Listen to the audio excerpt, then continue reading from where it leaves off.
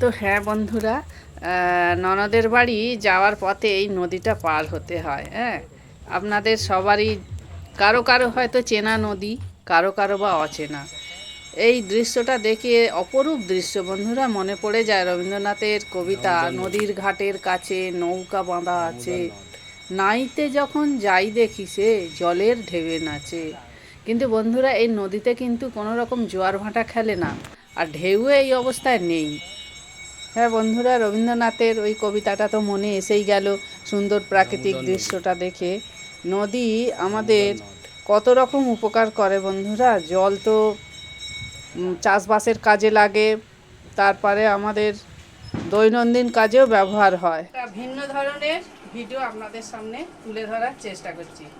আমার ভিডিও ছাড়তে অনেকটাই দেরি হয়ে গেল, কারণ আমার মেয়ের পড়াশোনা আছে, সেখানে আমাকে সময় দিতে হয়, পড়াতে হয়। তাই একটু সময় নিয়ে আমি ভিডিওগুলো ছাড়ছি। প্লিজ আপনারা দয়া করে আমার এই ছোট্ট চ্যানেলের ছোট ছোট ভিডিওগুলো দেখবেন। শীতের বেলাটা, বিকেল বেলাটা যদি এই নদীর পাড়ে বসে থেকে উপভোগ করা যায় প্রাকৃতিক দৃশ্য, তবে আমাদের জীবন সার্থক হয়ে যাবে।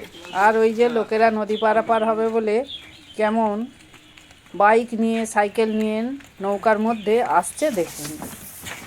এইভাবেই লোকেরা এই নদী পার হয়।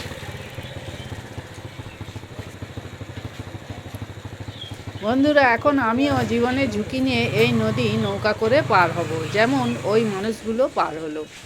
নদীর ঠিক ওই পারে আমার ননদের বাড়ি। এই যে দেখুন, নৌকায় করে আমি যাচ্ছি। আমি নিজেকে দেখালাম না, ভিড়ের মাঝখানে দাঁড়িয়ে আছি, তাও কি মজা লাগছে, নদীর মাঝখান দিয়ে যাচ্ছি। আর জলে নৌকারই ঢেউ, কারণ এই নদীতে তো আর জোয়ার ভাটা খেলে না। আর দুপাশে দুটো লোক ছিপ ফেলছে, দেখুন দেখা গেল কিনা জানি না, ওরা হয়তো কিছু মাছ ধরেছে। আর দূরে গাছ গাছালি, নৌকাও নদীর পাড়ে পাড়ে বাঁধা আছে। অসাধারণ দৃশ্য বন্ধুরা। আর আমার এই ভিডিও নিজে দেখবেন, অপরকে দেখার সুযোগ করে দেবেন শেয়ার করে। আর অবশ্যই লাইক, কমেন্ট, শেয়ার করবেন। আর আমার চ্যানেলটি সাবস্ক্রাইব করার অনুরোধ রইল।